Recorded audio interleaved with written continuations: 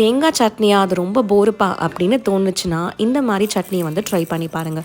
Usually தேங்காய் சட்னி எப்படி அரைப்போமோ அந்த இன்க்ரீடியன்ஸ் எல்லாமே ஒரு ஜாரில் ஆட் பண்ணிக்கோங்க. எக்ஸ்ட்ராவாக வந்துட்டு நான் 1 பிஞ்ச் வந்து புளி வந்து வைக்கிறேன். கூடவே வந்துட்டு புதினா தழையோ இல்லை மல்லி தலையோ நீங்கள் ரெண்டுத்தையுமே வந்து இதே மெத்தடில் வந்து ட்ரை பண்ணலாம். நல்லா தான் வந்து இருக்கும். யூஸ்வலி நம்ம புதினா மல்லி சட்னி இது எல்லாமே பார்த்திங்கன்னா நான் வந்துட்டு வதக்கி, அதாவது வெங்காயம் தக்காளி அப்புறமா அந்த இலையை வந்து போட்டு நல்லா வதக்கி புளி வச்சு ஆற வச்சு நம்ம அரைப்போம். இது வந்து ரொம்ப குயிக்காக ரொம்ப இன்ஸ்டண்ட்டாக ஃப்ராக்ஷன் ஆஃப் செகண்டில் வந்து செஞ்சிடலாம். அண்ட் ரொம்பவே ரிஃப்ரெஷிங்காக இருக்கும். அண்ட் நம்ம புதினா வந்து ராவாக அரைக்கிறனால ரொம்ப ஃப்ளேவர்ஃபுல்லாக இருக்கும், செம்ம டேஸ்ட்டாக இருக்கும். ஸோ தேங்காய் சட்னி பிடிக்காதவங்களும் சரி, புதினா சட்னி பிடிக்காதவங்களும் சரி, இந்த மாதிரி செஞ்சு பாருங்கள். உங்களுக்கு டேஸ்ட் வந்து ரொம்ப ரொம்ப சோல் சாட்டிஸ்ஃபைங்காக வந்து இருக்கும். அண்ட் தோசையை வந்து ரோஸ்ட் மாதிரி விடாமல் கொஞ்சம் மெத்துன்னு ஊற்றி இந்த சட்னியை தொட்டு சாப்பிட்டிங்கன்னா 2 தோசை எக்ஸ்ட்ரா கண்டிப்பாக சாப்பிடுவீங்க. ட்ரை பண்ணி பாருங்கள்.